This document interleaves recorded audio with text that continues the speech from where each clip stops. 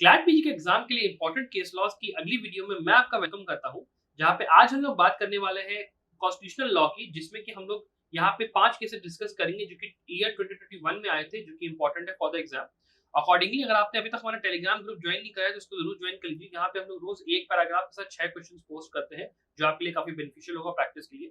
साथ ही में जो हमारा लास्ट मिनट का प्रिपरेशन कोर्स है, उसमें जो आपके मेजर इंपॉर्टेंट सब्जेक्ट्स हैं उसके लिए हम लोग वीडियो लेक्चर्स अब डालने वाले हैं उस कोर्स के अंदर। तो अगर आपने अभी तक एनरोल नहीं करा है तो उसमें आप कर सकते हैं। तो आपके जितने भी इंपॉर्टेंट केसेस हो गए, जितने भी आपके इंपॉर्टेंट सब्जेक्ट्स के लिए, उसके लिए हम लोग वीडियो लेक्चर्स वहां पर रखेंगे। साथ ही में जो आपके वीकली अपडेट्स है वो भी उस कोर्स के अंदर अवेलेबल है वीडियो लेक्चर्स के तौर पे। अब बिना देर के चलिए वीडियो को शुरू करते हैं। अब जो सबसे पहला केस हम लोग आज यहाँ पे देखेंगे वो है आपका union of India versus वीकेसी forces. अब देखिए, ये जो आपका केस है ना, इसके अंदर जो गुजरात हाई कोर्ट थी, उन्होंने क्या करा कि 2020 के अंदर, जो प्रेजेंट केस 2020 में था, उसके अंदर देखिए आपका एक टैक्स था, अनयूटिलाइज्ड इनपुट टैक्स। उसको लेकर यहाँ पर गुजरात हाई कोर्ट ने कहा कि देखो भाई, यहाँ पे जो प्रोविजंस है ना इस टैक्स को लेकर, उसके अंदर हमें रिफंड देना है, पर हम लोग यहाँ पे उस रिफंड को डिनाई करते हैं अकॉर्डिंगली, बिकॉज वो आपका अल्ट्रा वायरस है according to section 54 clause 3 of the CGST act of 2017। ये हाई कोर्ट ने कहा। अब इसके बाद जो यहाँ पे सेंट्रल गवर्नमेंट को यहाँ पे हाई कोर्ट ने कह दिया कि भैया आप जाओ और ये जो क्लेम्स है ना रिफंड्स के, इनको अलाउ कर दो। ये गुजरात हाई कोर्ट ने वर्डिक्ट दिया। अब इसके बाद लेटर क्या हुआ, उसी साल में आपका एक और केस में, एफकॉन जॉइंट वेंचर्स के केस में, जो मद्रास हाई कोर्ट थी, उन्होंने एक उल्टी रूलिंग पास कर दी और उन्होंने कहा कि जो ये इंस्टीट्यूट है ना जिसके अंदर ये अनयूटिलाइज्ड टैक्स की बात करी गई है, ये बिल्कुल वैलिड है, इसको लेकर कोई बवाल नहीं है। आप जो है अकॉर्डिंगली जो गुजरात हाई कोर्ट का जो व्यू था वो आप उन्होंने कह दिया कि हम नहीं मानेंगे, और अकॉर्डिंगली उन्होंने कहा कि भैया जाके अब जो रिफंड है उसको इनिशिएट करिए। अब यहाँ पे जो कि ये मैटर एक सब्सटेंशियल क्वेश्चन ऑफ लॉ था, इसको सुप्रीम कोर्ट के सामने प्लेस करा गया with the title वीकेसी footsteps versus Union of India. यहाँ पे जो बेंच थी वो थी जस्टिस डीवाई चंद्रचूड़ और जस्टिस एमआर शाह की, और उन्होंने ये कहा कि जो कॉन्स्टिट्यूशनलिटी है सेट प्रोविजन की, उसको उन्होंने अपहेल्ड करा। उन्होंने कहा कि हम लोग इसको डॉक्टर ऑफ अल्ट्रा वायरस के हिसाब से डिस्कस करते हैं, और उसमें कोर्ट ने ये हेल्ड करा कि जो आपका फॉर्मूला है रीड डाउन करने का बाय द पिटिशनर्स, ठीक है, जो प्रपोज किया जा रहा है, वो प्रिस्क्राइब करता है एक यूटिलाइजेशन, जिसमें कि जो कोर्ट है उसको एक ऐसे पाथ में जाना पड़ेगा जहां पे उसको पूरे के पूरे जो फॉर्मूला है रिकाफ्टिंग का, उसको बेसिकली रिक्राफ्ट करना पड़ेगा फॉर्मूला को, और एग्जीक्यूटिव का जो पूरा काम होता है ना, फिर जो लेजिस्लेचर का पूरा काम होता है ना, वो उनको करना पड़ेगा। मतलब जो पूरा फॉर्मूला यहाँ पे है रिफंड लेने का, पूरे जीएसटी का संभालने का, वो पूरा फॉर्मूला जो होता है ना फॉर्मूला, वो कोर्ट को अपना बेसिकली आना पड़ेगा, वहां पे उसको काम करना पड़ेगा लेजिस्लेचर या फिर यहाँ पे एग्जीक्यूटिव का, जो कि इम्परमिसिबल है। अकॉर्डिंगली यहाँ पर कोर्ट ने ये कहा कि भैया देखो, हम लोग रिफ्रेन करेंगे यहाँ पे कि हम लोग कुछ इस तरीके का काम करें। तो इसीलिए उन्होंने मद्रास हाई कोर्ट का, गुजरात हाई कोर्ट, दोनों जजमेंट्स को उन्होंने कहा मतलब इसको हम नहीं मानते, और अकॉर्डिंगली जो लेजिस्लेचर है वो अपना काम करे या फिर वो डेलीगेट करे किसी और को पूरी चीज में। अकॉर्डिंगली जो एनोमलीज पॉइंट आउट करी गई हैं एसएससीज के द्वारा, हम लोग उनसे कहते हैं कि आप जाके भैया जीएसटी काउंसिल से कहो कि इस फॉर्मूला को कंसिडर करे और पॉलिसी डिसीजन उसी के साथ हिसाब से वो ले। मतलब जीएसटी काउंसिल की कहीं ना कहीं उनकी तरफ उन्होंने कह दिया कि आप जाके उनसे बात करो। सुप्रीम कोर्ट की तरफ से हम लोग दोनों जजमेंट्स को यहाँ पे कैंसिल आउट करते हैं। अब इसके बाद जो अगला केस हमें यहाँ पे देखना है वो है आपका assistant commissioner of tax versus commercial steel limited. अब यहाँ पे देखिए, इस केस में क्या हुआ था बेसिकली कि जो रिस्पॉन्डेंट फर्म थी वो ऑपरेट कर रही थी in business of iron and steel. जो फर्म थी उन्होंने यहाँ पे कुछ गुड्स परचेज करे एक डीलर से कैलकाटा, यहाँ पे कर्नाटका में।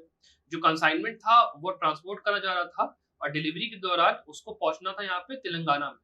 जो ट्रक था उसको इंटरसेप्ट कर लिया गया तेलंगाना के चेक पॉइंट पर, और वहां पे अथॉरिटीज ने कहा कि जो चीजें हैं यहाँ पे उनको यहाँ पे नहीं होना चाहिए at the stated check point, और वो जो ओरिजिनल डेस्टिनेशन से उससे बहुत ज्यादा दूर आ चुकी है, कहीं ना कहीं जहाँ पे उसको जाना था वहां से बहुत दूर आ चुकी है। देयरफॉर इसका सिर्फ एक ही प्लॉजिबल रीजन हो सकता है कि यहाँ पे सस्पिशियस कंडक्ट है ट्रक ड्राइवर का, जो कि कंसाइनमेंट्स को डिलीवर कर रहा है एट लोकल मार्केट, और यहाँ पे कहीं ना कहीं एसजीएसटी और एससीजीएसटी की यहाँ पे चोरी हो रही है, जो कि गुड्स के ऊपर एप्लीकेबल है, और अकॉर्डिंगली यहाँ पे ऑफेंस कमिट हो रहा है अंडर द रेवेन्यू स्टेट्यूट। भाई यहाँ पे सीधे सीधे इन्होंने वो पकड़ लिया इनको। अब यहाँ पे जो रिस्पोंडेंट्स थे उन्होंने जो थे यहाँ पे उनको पेनल्टीज पे करनी पड़ेगी अपने ट्रक को छुड़ाने के लिए, माल वाला वापस पाने के लिए। ऑब्वियस सी बात है, उनको पकड़ लिया गया। फर्दर उन्होंने क्या करा, उन्होंने ग्रेट पिटीशन फाइल करी under article 226 by the Telangana high court के पास वो लोग चले गए। अब जो तेलंगाना हाई कोर्ट थी उन्होंने कहा कि ये जो मेयर पॉसिबिलिटी है कि यहाँ पे कोई लोकल सेफ होल ही है, जिसमें कि जो ऑफिशियल्स ने यहाँ पे एक्शन टेक करा है वो बिल्कुल गलत है। यहाँ पे कोई मटेरियल एविडेंस नहीं था जो कि यहाँ पे हम लोग कह सकते हैं कि ऑन रिकॉर्ड हो। अकॉर्डिंगली हाईकोर्ट ने ये चीज मानी कि जो ड्राइवर था हो सकता है कि वो सही में अपना रास्ता भूल गया हो और कॉन्सिक्वेंटली जो अथॉरिटीज उन्होंने उसको अप्रीहेंड कर लिया, गलती से हो सकता हो गया हो। अकॉर्डिंगली हाईकोर्ट ने यहाँ पे जो अथॉरिटीज थी उनको कहा कि भाई आप जो है उनको फाइन लगाया गया उनके ऊपर, उनसे कहा गया कि भाई आप जाओ, आप सुप्रीम कोर्ट में जाके बात करो। अथॉरिटीज ने कहा ठीक है हम जा रहे हैं सुप्रीम कोर्ट में। सुप्रीम कोर्ट में जब अथॉरिटीज गई तो उन्होंने ये कंटेंशन रखा कि जो हाई कोर्ट है उसको ये रिट पिटीशन एंटरटेन करनी ही नहीं चाहिए थी, बिकॉज एक ऑल्टरनेट फोरम यहाँ पे अवेलेबल है बाय जो अग्रीव रिस्पोंडेंट है उसके पास। अकॉर्डिंगली यहाँ पे जो बेंच थी वो थी जस्टिस डीवाई चंद्रचूड़, विक्रम नाथ और हिमा कोहली की, और उन्होंने ये बोला इस चीज में कि जो एग्जिस्टेंस है ना यहाँ पे ऑल्टरनेट रेमेडी की, वो एक एब्सोल्यूट बार नहीं है मेंटेनेबिलिटी ऑफ रिट पिटीशन का under article 226 of the constitution का। अकॉर्डिंगली जो रिट पिटीशन है उसको आप जो जब आप एंटरटेन करते हो तो केवल एक्सेप्शनल सर्कमस्टेंसेस में ही एंटरटेन हो सकती है। सबसे पहला सर्कमस्टेंस है आपका ब्रीच ऑफ फंडामेंटल राइट्स, दूसरा है आपका violation of principles of natural justice, तीसरा है एक्सेस ऑफ जुरिडिक्शन, और चौथा है चैलेंज ऑफ वायर्स, जो आपके कोई ऐसा इंस्टीट्यूट है आपका डेडिकेटेड रजिस्ट्रेशन है जो कि अल्ट्रा वायर्स हो सकता है, उसको चैलेंज करने के लिए अगर आप बेसिकली अप्रोच कर रहे हो तो फिर वहां पे सही रहेगा। फिर बेंच ने ये कहा कि यहाँ पे जो रिस्पोंडेंट्स थे वो इंडीड उनको अल्टरनेट रेमेडी लेनी चाहिए थी under 107 of the CGST act, और उनको ये चीज एग्जॉस्ट करके ही जाना चाहिए था हाई कोर्ट के पास। जो हाई कोर्ट है उसको देयरफॉर इस तरह की पिटीशन को नहीं सुनना चाहिए था अनलेस एंड अनटिल यहाँ पे कोई सर्कमस्टेंसेस ऐसी थी जो कि बहुत ज्यादा एक्सेप्शनल होती, जो कि प्रोवाइडेड है अकॉर्डिंगली यहाँ पे। As a result Supreme Court ने इस प्रेजेंट केस में ये कहा कि हम लोग यहाँ पे कोई डिसाइड नहीं करेंगे ऑन इट्स मेरिट्स, क्योंकि यहाँ पे अप्रोप्रिएट फोरम के सामने अभी तक चीज गई नहीं है, और ये सुप्रीम कोर्ट के लिए भी अप्रोप्रिएट नहीं है कि वो यहाँ पे इस पर्टिकुलर चीज में इंटरफियर करे। और अकॉर्डिंगली उसने हाई कोर्ट के ऑर्डर को सेटिस्फाइड करते हुए कहा कि भाई आप जाओ और प्रॉपर फोरम जो है प्रॉपर फोरम वहां पे जाके अपना केस ये आप यहाँ पे प्रेजेंट करो, ये सीधे सीधे कहा गया। और इसके बाद जो अगला केस हमें देखना है वो है आपका Deepak Kansal versus Union of India का। यहाँ पे क्या हुआ था, कोविड-19 जो पैंडेमिक था उसके दौरान इस प्रेजेंट केस के अंदर डायरेक्शन से सॉर्ट करे गए सेंटर और स्टेट से कि वो लोग जो मरे हुए लोग हैं उनके जो फैमिलीज हैं जो आपके सर्वाइव नहीं कर पाते कोविड-19 पैंडेमिक में, उनको कम से कम 4 लाख रुपीस यहाँ पे दिए जाए। एडिशनली उन्होंने कहा कि जो प्रोसेस है इस पर्टिकुलर सर्टिफिकेट का डेथ सर्टिफिकेट की उसको भी थोड़ा सा यहाँ पे ईज आउट करा जाए, जो कि एक रिलीफ के तौर पे यहाँ पे सॉर्ट करा गया। सुप्रीम कोर्ट ने डिसीजन जो दिया था उसमें यहाँ पे हेड जो थे वो थे justice Ashok Bhushan, justice MR. Shah, उन्होंने यहाँ पे बेंच को हेड करा और उन्होंने ये कहा बेसिकली कि यहाँ पे एक स्टैट्यूटरी ड्यूटी है नेशनल अथॉरिटी के सामने कि वो इस तरीके के गाइडलाइंस को रिकमेंड करे जो कि मिनिमम स्टैंडर्ड्स को ऑफ रिलीफ प्रोवाइड करता है इन पर्संस को जो कि इस तरीके से डिजास्टर्स से अफेक्ट हुए हैं। और अकॉर्डिंगली जो रिलीफ है वो अकॉर्डिंगली हम लोग आगे इसके बता रहे हैं एंड आफ्टर बताएंगे।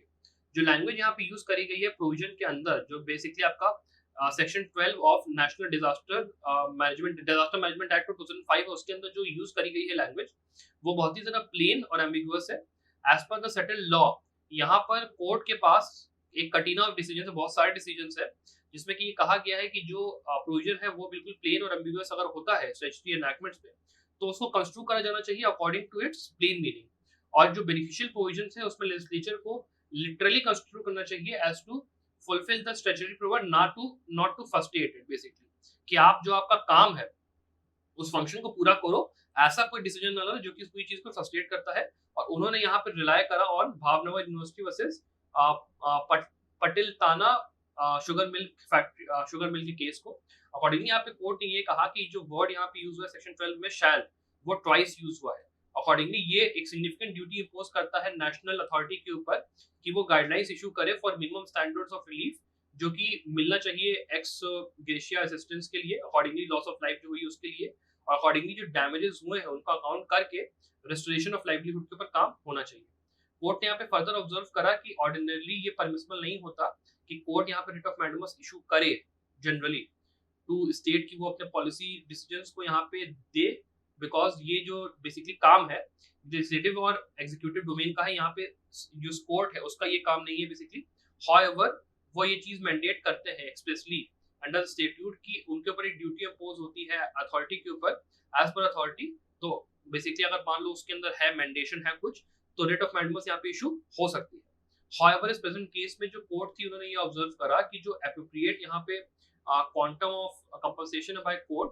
वो एप्रोप्रिएट नहीं रहेगा, कोर्ट इस चीज को सेट नहीं करे तो ठीक है। इंस्टेड उन्होंने कहा ये स्टेट के द्वारा किया जाना चाहिए with due consideration of the stake holders as well as finance commission से बात करके सब चीजें होनी चाहिए। अकॉर्डिंगली यहाँ पे कोर्ट ने कुछ गाइडलाइंस दी, जिसमें पहला ये था कि जो आपका एनडीएमए है उसको यहाँ पे गाइडलाइंस देने चाहिए, एज हम लोगों ने पहले देख लिया। फिर जो आपकी एप्रोप्रिएट अथॉरिटी है उसको डायरेक्ट करा गया कि आप simplified guidelines they for issuance of death certificates accordingly. और उसके बाद जो लास्ट उन्होंने दिया वो ये था कि जो यूनियन गवर्नमेंट है उसको एप्रोप्रिएट स्टेप्स लेने चाहिए फॉर रिकमेंडेशन जो कि finance commission in consultation with other stake holders experts ले सके। ये बेसिकली चीजें यहाँ पे इस केस में बोली गई। अब यहाँ पे जो अगला केस है हमारा वो है आपका Amish Devgan versus Union of India का। ये काफी इंपॉर्टेंट केस है, इसको ध्यान से सुनिएगा। यहाँ पे क्या हुआ कि जो पिटिशनर था प्रेजेंट केस के अंदर एक जर्नलिस्ट था जिसने कुछ डिफेमेटरी वर्ड्स यूज किए और उसको हेट स्पीच के ऑफेंसेस के लिए उठा लिया गया। फिर पिटिशनर जो सुप्रीम कोर्ट के सामने गया तो उसने ये क्लेम करा कि जो टर्म उसने यूज किए वो मिस्टेकली यूज कर लिए गए, उसका इंटेंशन यहाँ पे कोई भी हेट स्पीच या फिर उस तरीके का नहीं था। वो रिग्रेट करता है इस चीज को और वो ये बेसिकली कहता है कि मैं इसके लिए माफी मांगता हूँ वॉलंटरली फॉर द सेम। यहाँ पे इस केस के अंदर जो आपकी बेंच थी वो हेड करी गई थी बाय जस्टिस एम खानविलकर और जस्टिस संजीव खन्ना। और उन्होंने यहाँ पे ये करा कि जो लॉ है आपका हेट स्पीच का वो रिकॉग्नाइज करता है कि जो स्पीकर्स हैं वो एंटाइटल्ड हैं for good faith and no legitimate purpose के प्रोटेक्शन के लिए। दो पर मतलब जो प्रोटेक्शन से ये इनको मिली हुई है। गुड फेथ का मतलब होता है कि आपको यहाँ पे डिस्प्ले करनी है फिडेलिटी, कॉन्शियसनेस अप्रोच लेते हुए यहाँ पे आप वैल्यूज को ऑनर कर रहे हो ताकि आप इंसल्ट को मिनिमाइज कर पाओ, ह्यूमिलिएशन को मिनिमाइज कर पाओ, इंटिमिडेशन को मिनिमाइज कर पाओ। और अकॉर्डिंगली फर्दर उन्होंने ये कहा कि जो इंपॉर्टेंट यहाँ पे रिक्वायरमेंट है गुड फेथ की वो आपको एक्सरसाइज करनी है with prudence, cautions and diligence. यहाँ पे ड्यू केयर आपका लेना ज्यादा जरूरी ताकि आप यहाँ पे कॉन्सिक्वेंसेस को मिनिमाइज कर पाए। अकॉर्डिंगली उन्होंने ये कहा कि जो गुड फेथ या फिर जो लेजिटिमेट आपके उसके एक्सेप्शंस है वो तभी अप्लाई करेंगे जब ग्रेट ट्रिगर है यहाँ पे प्रोटेक्ट करने के लिए जेन्युइन एकेडमिक इंटरेस्ट, आर्टिस्टिक या फिर रिलीजियस साइंटिफिक पर्पस को या फिर किसी पब्लिक इंटरेस्ट के लिए वो काम किया जा रहा है, तभी के लिए वो चीज अप्लाई करेगी। फर्दर उन्होंने ये कहा कि कोई भी ऐसे वर्क्स हैं उनको प्रोटेक्शन मिलेगी अगर उसको अंडरटेकन नहीं करा गया with specific intent to cause harm. और अकॉर्डिंगली ये एक बहुत ही इंपॉर्टेंट और सिग्निफिकेंट सेफगार्ड है। उन्होंने इस चीज की इंपॉर्टेंस को हाईलाइट करा कि जो हेट स्पीच है वह एजुकेशन कितना इंपॉर्टेंट है और उसके जो हेट स्पीच होती है उसकी कोई भी लेजिटिमेट या रिडीमिंग पर्पस नहीं होता अदर देन कि वो हेट्रेड प्रोवाइड करे towards a public particular group. यहाँ पे अगर कोई पब्लिकेशन है अगर उसके अंदर कोई अननेसेसरी असाइड्स हैं जो कि अपीयर करते हैं जिसका कोई रियल पर्पस नहीं है अदर देन टू डिस्पैरेज, वो एविडेंस करेंगे कि जो पब्लिकेशन है वो रिटर्न करी गई है मेलिफाइड इंटेंशन के साथ। हाउएवर किसी पर्सन का ओपिनियन ये रिफ्लेक्ट नहीं करता कि वो मेलिफाइड इंटेंशन है उस बंदे के। तो अकॉर्डिंगली यहाँ पे कोर्ट ने ये हेल्ड करा कि जो पर्सन्स ऑफ इन्फ्लुएंस होते हैं कीपिंग इन व्यू उनकी जो रीच और इम्पैक्ट है उनकी जो अथॉरिटी है उनको जनरल पब्लिक के अंदर या फिर स्पेसिफिक क्लास ऑफ पीपल जहाँ से वो बिलोंग करते हैं उनकी ये ड्यूटी है कि वो रिस्पॉन्सिबल तरीके से एक्ट करें। अकॉर्डिंगली उनसे ये एक्सपेक्ट करा जाता है कि वो जाने और इस पीस को कन्वे करे कि उन्होंने जो वर्ड्स बोले हैं रिटन या स्पोकन वो कोई भी ऐसी पॉसिबल मीनिंग ना रखे जो कि लाइकली कन्वे हो रही है, उसकी वो चीज को ध्यान में रखें कि उस तरीके की बातें ना बोले और बोले तो एक्सपीरियंस और नॉलेज के साथ बोले जो कि उनसे एक्सपेक्ट करा जा रहा है as a higher level of communication skill जो कि उनके पास होती है। It is reasonable to hold यहाँ पे कि यहाँ पे उनको केयरफुल होना चाहिए विद द वर्ड जो कि वो यूज कर रहे हैं और किस तरीके से उनका जो क्या इंटेंट है बेसिकली उसको कन्वे करने का, उसको लेकर उन्होंने यहाँ पे बात बोली। अकॉर्डिंगली कोर्ट ने फिर आगे ये बोला कि जो प्रेजेंट केस है यहाँ पे अगर हम लोग यहाँ पे डिफाइन करने की कोशिश करते हैं हेट स्पीच को तो यहाँ पर एक यूनिवर्सल डे पाना डेफिनेशन दे पाने के लिए कोर्ट ने कोशिश करी। उन्होंने कहा कि जो हेट स्पीच है वो काफी डिफिकल्ट है उसको यहाँ पे बता पाना कि वो होता क्या है। उसकी एक कॉमनैलिटी होती है कि वो उसके अंदर इंसाइटमेंट ऑफ वायलेंस है जो कि पनिशेबल है। अकॉर्डिंगली कोर्ट ने यहाँ पे जो प्रेयर थी एफआईआर को क्वैश करने की उसको रिजेक्ट कर दिया, लेकिन वहां पे उन्होंने इंटरिम जो प्रोटेक्शन होती है वो दे दिया पिटिशनर को अगेंस्ट अरेस्ट कि वो भैया कोऑपरेट और ज्वाइन करेगा इन्वेस्टिगेशन को जब तक इन्वेस्टिगेशन कंप्लीट हो नहीं जाती। इसके बाद जो हमारा आखिरी केस है आज का वो है आपका बेघर फाउंडेशन वर्सेस केएस पुट्टास्वामी का। अब ये जो आपका केस है ये बेसिकली एक रिव्यू पिटीशन फाइल करी गई थी against the justice KS Puttaswamy के जो कि 2017 में आया था और उसके अंदर जो सुप्रीम कोर्ट थी उन्होंने 4-1 की मेजोरिटी में यहाँ पर क्या करा कि जो आपका चैलेंज यहाँ पे करा गया है कॉन्स्टिट्यूशनल बेंच के डिसीजन को उसको कहीं ना कहीं उन्होंने डिसमिस कर दिया। यहाँ पे justice M Khanwilkar, justice Ashok Bhushan, justice Abdul Nazeer और जस्टिस बीआर गवाई ने ऑब्जर्व करा कि यहाँ पे रिव्यू की कोई जरूरत नहीं है, बट जस्टिस डीवाई चंद्रचूड़ ने यहाँ पे डिसेंट को ऑथर करा। जो मेजॉरिटी यहाँ पे ओपिनियन थी, उन्होंने ये कहा कि यहाँ पे चेंज इन लॉ या फिर सब्सिक्वेंट डिसीजंस को हम लोग कोऑर्डिनेट लार्जर बेंच के सामने नहीं भेजेंगे, बिकॉज ये यहाँ पे कोई भी ऐसा हम लोग के पास लगता नहीं है कि यहाँ पे ग्राउंड ऑफ रिव्यू यहाँ पे है। मोर ओवर यहाँ पे बाकी अगर हम लोग बात करें डिसेंटिंग ओपिनियन की,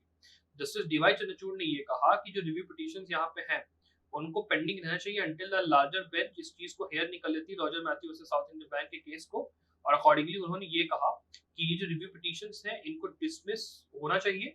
बेसिकली। और यहाँ पे जो आपका लार्जर बेंच का रेफरेंस है रॉजर मैथ्यू के केस में, अगर उसके साथ हम लोग डिसएग्री करते हैं उसके एनालिसिस के साथ, मेजॉरिटी ओपिनियन के पुट्टास्वामी के साथ, तो वो एक बहुत ही सीरियस कॉन्सिक्वेंस लाएगा, बिकॉज यहाँ पे जुडिशियल डिसिप्लिन कहीं ना कहीं शो नहीं होगा, ये एंसर जस्टिस को कहीं ना कहीं हार्म करेगा। अकॉर्डिंगली जो present batch of review petitions है उनको यहाँ पे पेंडिंग रखना चाहिए अनलेस लार्जर बेंच के पास ये क्वेश्चंस ना पहुंच जाए, जो कि रेफर करेंगे रॉजर मैथ्यू में। In all humility justice Chandrachud ने ये कहा कि मैं कंक्लूड करता हूँ कि जो कॉन्स्टिट्यूशनल प्रिंसिपल्स हैं और कंसिस्टेंसी रूल ऑफ लॉ उसको रिक्वायर करता है कि वो रिव्यू पिटीशंस का अवेट करे फॉर द लार्जर बेंच। ये डीवाई चंद्रचूड़ के जो इंपॉर्टेंट जो यहाँ पे बेसिकली वर्ड्स थे उसके मैंने यहाँ पे रख दिए हैं, बिकॉज ये कहने के एग्जाम में आने का चांस है, इसलिए थोड़ा सा इंपॉर्टेंट हो जाता है, that is why we have held it here.